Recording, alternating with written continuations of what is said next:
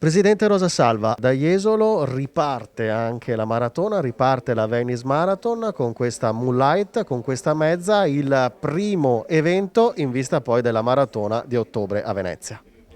Sì, è il primo evento per noi dopo quest'anno terribile, anche se Venice Marathon come organizzazione non si è mai fermata, ha sempre tenuto viva la fiammella della passione con iniziative di vario genere online.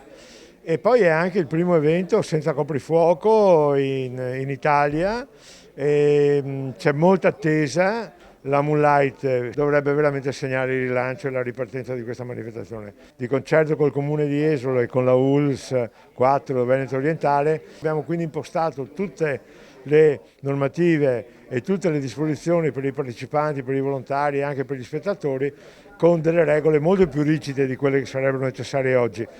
Pensiamo che sia un sacrificio che vale la pena fare, perché questa prima ripartenza non deve essere un passo falso, tocchiamo ferro, può dare il via veramente a una ripartenza importante per l'atletica, per la nostra manifestazione e perché no, un piccolo contributo anche a questo territorio, alla città di Jesolo. Ecco Presidente, parliamo un po' dell'aspetto sportivo. Ci sarà la mezza maratona, 21 km, partenza alle 19:45, lo ricordiamo il sabato 26.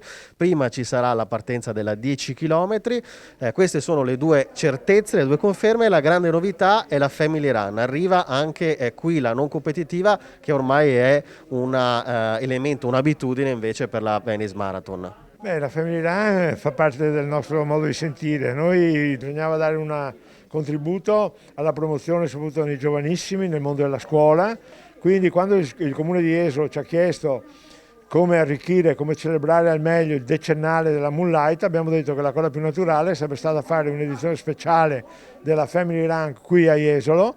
In questo caso si tratta di una partecipazione libera, senza costo di iscrizione, riservata a residenti, visitatori e alle famiglie, che però prevede la possibilità di fare un'offerta di qualsiasi importo, ricevere una maglietta e il ricavato sarà devoluto alla Caritas di questo territorio, in particolare, che svolge, come tutte le Caritas naturalmente, un ruolo essenziale di solidarietà e di supporto.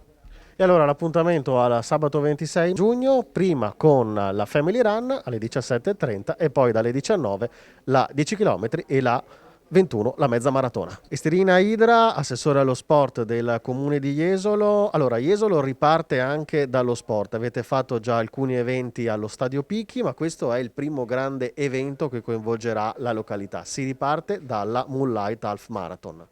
Sì, finalmente ripartiamo, un anno di stop, un anno veramente difficile e finalmente ripartiamo. Il 2021 iniziamo veramente da adesso, sarà un anno ricchissimo di eventi, sono taluni sospesi dall'anno scorso, tantissimi nuovi, abbiamo tantissimi eventi sia indoor che outdoor, abbiamo veramente tante discipline, diciamo forse tutte. Ogni evento per le sue peculiarità ha comunque dei piani safety security molto particolari e tutti sono stati seguiti e verranno seguiti con la massima rigorosità come è giusto che sia.